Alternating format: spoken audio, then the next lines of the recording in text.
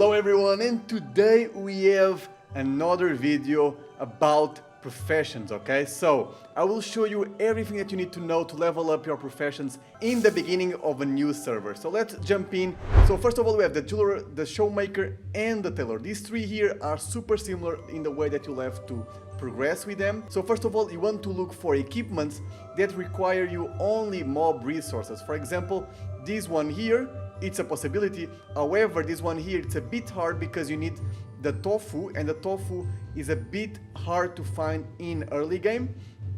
But you have this one here, which is the small chance ring. The small chance ring only needs these two resources, and these resources are very easy to find. This one you can find in the forest mobs, and this one you can find in the spirits mobs that are level 1, okay?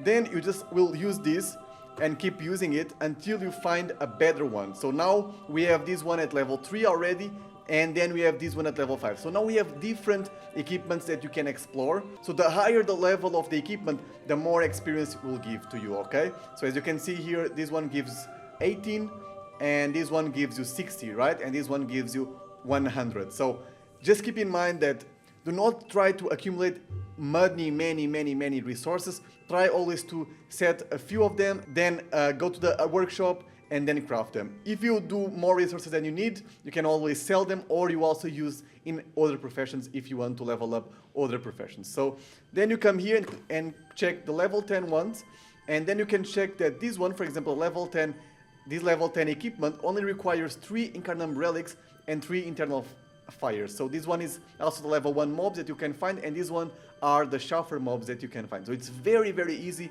It's already a level 10 equipment, right? So it's very good. You also have other options like this one here. You also need internal fires and also a glued skin from these mobs that you find in the lake as well. So it's very easy, like really easy resources that you can farm, and then you go and do the same thing until level 20. And then in level 20 you also have some other ones that are more or less similar.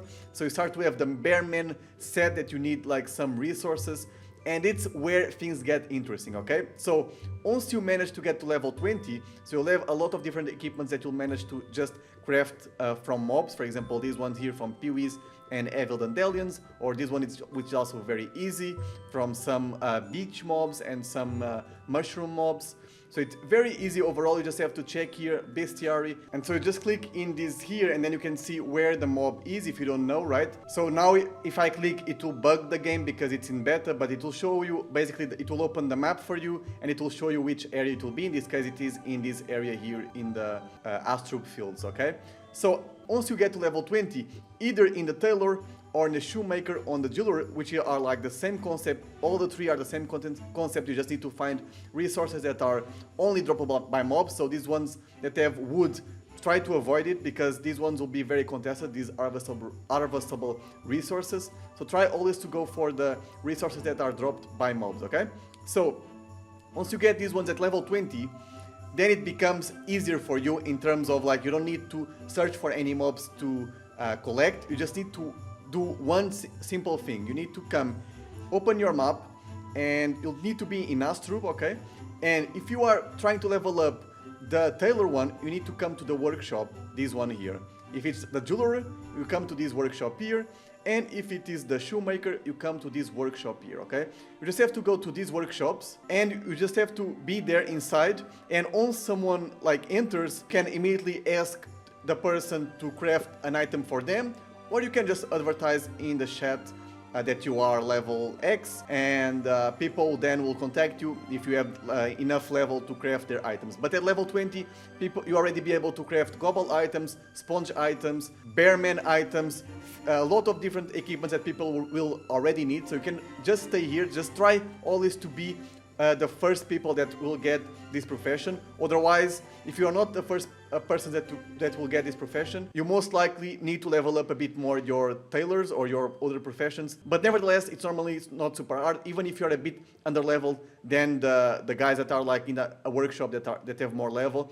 Normally, like there will be so many people that want to craft items that honestly, normally I never actually noticed that was a problem. Normally, actually, the people that are there are not even enough for the people that want to craft something. And so I always had to wait, for example, to have my equipments crafted because there were so many people in the queue. So what you have to do is you need to come here to the workshop. Let's say that you are trying to level up your Shoemaker, and you come here inside, and then people will be here, right? Then you just need to come next to the atelier, a crafting table. Okay, you need to be next to a crafting table.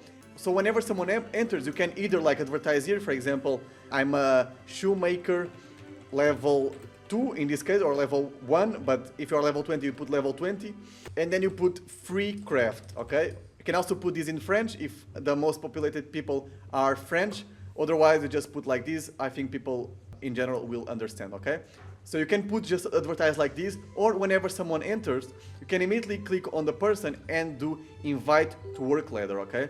So I'm inviting basically this person to craft an item, okay? So if the person wants that, they will accept, and then there will be a whole menu just showcasing that, okay? So as you can see, when you invite, this menu will appear. So this person here is the client, and they will select the recipe that they want. They will select, for example, if they want to craft the bearman, they'll click here on the bearman, and then if they have the resources, it will appear here, and then you just have to combine, and then you'll craft the item for you, okay? So do not charge anything, okay, because people will not charge anything until they get to higher levels, like from level 100 plus. Then if you are just not so many people in the workshop, then you can charge something. But in the beginning, your objective is just to level up the profession so that you are one of the few people that will have access to craft these higher level equipments for the run-up. Another thing that is super important is for you to click in here, okay? This will make that it will always appear your name in the book. What does this mean? If you come here to the list of the craftsmen, it will appear your name here. This means that it will appear the level, and also will appear where you are, in this case in the workshop. You just need to be here, okay? So if you are in Bonta or in Brakmar or in Sufoke or in any other workshop in the world, it will appear always like the position where you are. And so in this case, I'm level 1 Shoemaker, and I'm in the workshop. And then there is also an option that you can put to if you need to pay or not, right? And also if you can craft legendary items, which are some items that you can get at level 200, okay? So really, do not forget this, because everyone that joins the workshop, even myself, I always come here to the book and check who is online. Then I check the level and see if, like, whoever has the level to craft my item, the minimum level, then I will ask this person. Normally, I actually ask the person that has, for example, the minimum required level. For example, if there is here someone with level 60 and someone with level 20, I normally ask level 20 because it has less people normally in queue, like these people with less level, and also I'll help then this person to progress in their profession, okay? So for these 3 professions, you just need to do it like that. And so now let's go to the next ones. The smith and the carver, it will be very similar also to the shoemaker, tailor, and jewelry. The problem is that you'll have less people that will require you, okay? So in this case, you also need to level up to level 20, let's say. And after that, you can also stay in a workshop if you like, but just take in mind that there might not be so many people, because these professions, smith or carver, are 2 different professions and they correspond to the weapons of the game. So you just can have 1 weapon. So basically, half of the people will go to carver and half of the people will go to smith, but 100% of the people will go to shoemakers, to jewelries, and to tailors to do their sets, okay? So this one will be less required. So if you want to opt for these professions, there will also be less people that will level up these professions. Just take that in mind, okay? Maybe you need to level up a bit more than level 20, so you start to get more diversity of clients. But see for yourself, see what will be best. I can't also predict what will happen exactly in your server, so you need to kind of adjust yourself as it goes. Then we have the handyman, which is one of the hardest professions that you need to do. So here we have the Cardoni key, right? And then if you go to level 5, you start having all these things here which are super difficult to have. So you need, for example, 20 woods here, 20 woods here, 20 woods here. So it's very difficult. So you always opt more or less to craft this key, and the more you level up, the less XP it will give crafting this key. So it's very, very hard. So you basically will do this key until level 10. Then at level 10, you have the field dungeon key. And so I would recommend you to buy the resources and then craft the keys and then sell the keys, and so on until you level up. So it's a very hard profession to level up, guys. You really need to have a lot of money to kind of invest in this profession in order to get to level at least 20 or 30. I think in this one you really need to get to level 30, because before that normally people do not need so many keys, but people will start needing keys on the Royal Global Court, because a lot of people want to do, for example, the Royal Global set, and so they have to repeat over and over the same dungeon, in this case the global dungeon. And so once you get to level 30, it should be fine. You should have more than enough clients to level up this profession, but nevertheless take in mind it takes quite some money to invest in this profession. But once you do, it actually is one of the most profitable crafting professions, because you'll be one of the few people that will have access to craft these keys, and so you kinda can control the market. I will most likely be one of the people that will invest in this profession, but I will not stay in the workshop. I will just basically spend money and basically buy the resources and then sell the keys, resell them. But for example, the Cardoni and the Fields Dungeon and the Sponge key here, the Sandy Castle key, you probably will not sell them so easily, or the prices will not be so high, because people will not repeat these dungeons as often as, for example, the Global Dungeon here, okay? So now we go for the Artificer. So the Artificer now has a lot of different shields, and the shields are not easy to do as well. So as you can see, you need a board and an irony water to do this shield, or you use, for example, this one here that you need just 2 gudgeons and 1 particle board. But to do a particle board you need 6 ash woods and 4 iron, so it's a very hard profession also to grind. That's very similar to Handyman. You need a lot of investment to get this profession, or either you have your community that basically gets resources and then gives to your Artificer, and then it kind of levels up, or otherwise it's very hard. And the more you progress, the harder it gets. For example, then you get to level 5 and you also have a particle board, and then you have 2 translucent petals, then here we have a 6 arachne hairs and 1 particle board. So the difficult part here is always the particle board, but the resources, the mob resources are fairly easy to drop. So, but once you get to level 20, look at these shields. Like, level 20 gets super easy to level up this profession, because you have the global shield and you only need global wool and black gobbly wood, so it will be very cheap. Either you can buy them or you can drop them. At level 25 you also have the sponge shield, and then at level 30 we start having the royal global shield. So at level 20 people will already ask you to do the global shield, because it's a shield that a lot of people use, even for the global set, for example, or even without the global set. It's a very good shield that people normally use. It gives 10 power and 20 vitality.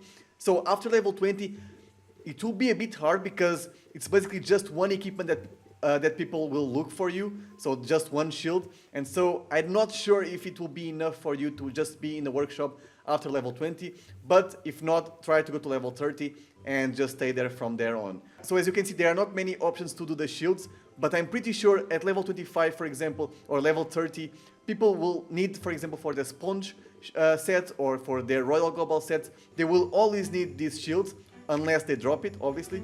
But most likely, most of the people will just get the royal global wool and then come to you to craft the shield, okay? So that's pretty much everything, guys. Let me know in the comments what do you think. Just take in mind that if you want to focus on professions, you really need to spend 100% of your time basically in gathering resources and being in the workshop. So after you get to certain levels, then if you are just in the workshop, it will be completely free for you. Just need to stay there and wait for clients to arrive. In these new servers, there will be all these people coming to the workshops to do equipments for you, so you'll be able to get to higher levels really quick, okay? One thing to take in mind is that once people start to get more level, like after level 40s or level 50s, people will start to migrate from Astrup to Bonta. So you also need to do the same. So after that, you are here in the Astrup, right? So you need to go to Bonta. And how do you go to Bonta? Either you go walking to Bonta, so you can open your map here and just walk to Bonta, and then as you can see, you have the Tailor's workshop again, you have the Carver's workshop, you have the Shoemaker's workshop, and so on and so on. And so you just need to come here. You can put control left click and then your character will go directly to there, like because now you have autopilot, right? So now as you can see here in my map, my Eka flip is going there directly, so I don't need to do anything. It just goes directly to there, okay? So that's pretty good. Otherwise, you can also buy a Bonta potion, but I do not recommend because probably they will be a bit expensive. But as you can see here, Bonta potion, you can buy them in the consumables marketplace. So if probably people will do them and then will sell them as well. So if you don't have, you can always buy them, or you can just walk. You can, for example, go do your lunch and put your character moving, traveling to Bonta, for example. So you don't need to spend anything and it will go directly to there, okay guys? So just take in mind that whenever you start seeing not many people in the workshop, is because people are starting to migrate to Bonta. Also search in the book if there are your like co-workers, if they are also already in Bonta as well. It will appear in the book if they are in Astrup or in Bonta. So also take in mind of that. So if when you start seeing your, like the people that also craft the items, start migrating to Bonta, also do the same, because the players will start just using the workshops in Bonta. Only like the low level players that will still be in Astrup, but the majority of the players will be using Bonta, okay? Also, a lot of people do not use other workshops besides Bonta. The Bonta is actually the one that people mostly use to craft items. So just go to Bonta, stay there, and then just enjoy crafting the items and leveling up your profession. And once you feel like it, you can start charging some kamas, for example, 5,000 kamas, 10,000 kamas.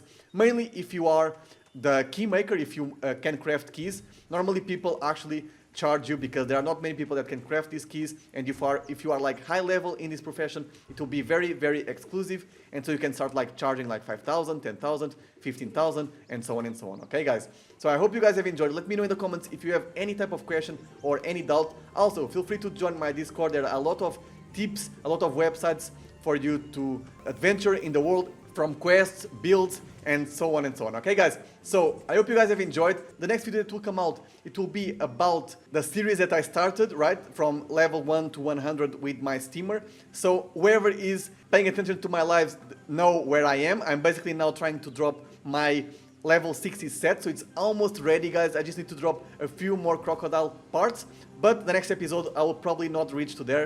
It will be a bit before that. So stay tuned and see you next time.